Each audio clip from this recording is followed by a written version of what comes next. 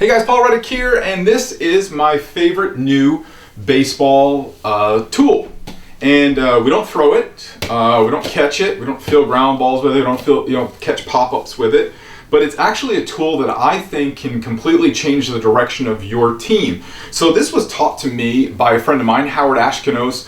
We've been friends for, 8-9 years, been communicating in email and phone calls and stuff like that. He's one of those guys I really look up to. He's one of those guys, like, he's coached in college, he's coached at elite levels, he's coached his kids all the way through, but he coaches at pretty high levels. And he told me, he says, my favorite tool, the tool I use, is a soccer ball.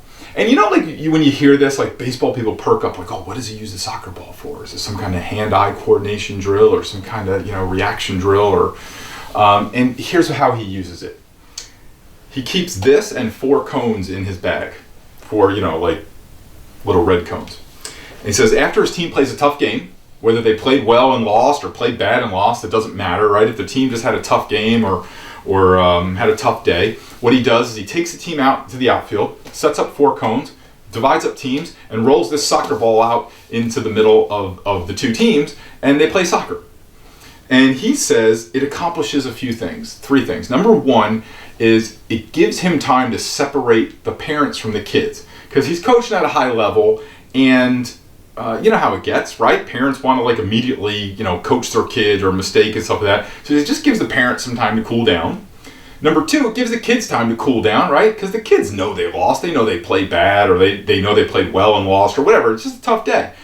And he said after about 5 or 10 minutes, 2 things happen. The parents are laughing at the kids playing soccer, right? And then the kids are kind of playing and messing around and having fun and smiling. And we said what happens is the parents forget about the game, the kids kind of forget about the game, but more importantly is that they've returned them to being children. That we forget, I get it. I understand the tournament scene now, the travel ball scene is not my favorite, but I get it. But we do sometimes forget that these are children. Even if they're 15 or 16 years old, they're still kids, and they need that time to return to being children. He says after 20 minutes of playing soccer and kind of messing around in the outfield, he says, the kids have kind of forgotten about the game. They've kind of broken that pattern. The parents have forgotten, everybody's having a good time, and they go home. And he says it just kind of resets the natural order of things. And isn't that what we want? We want our kids, if they play a tough game, if they play a bad game, whatever it is, they have a tough day, we want them to put it behind them, forget it, move on, show up and play tomorrow, have a positive attitude and just, kind of push past it. But what do we normally do? I know what I did as a coach is that, we want to have a lecture, right? We want to tell them the things that we're going to work on, and we want to get, but that's not what they need all the time in the moment. And I think the best thing you could do is help your kids just kind of forget about a tough day, move on, and this soccer ball is a great tool to do it.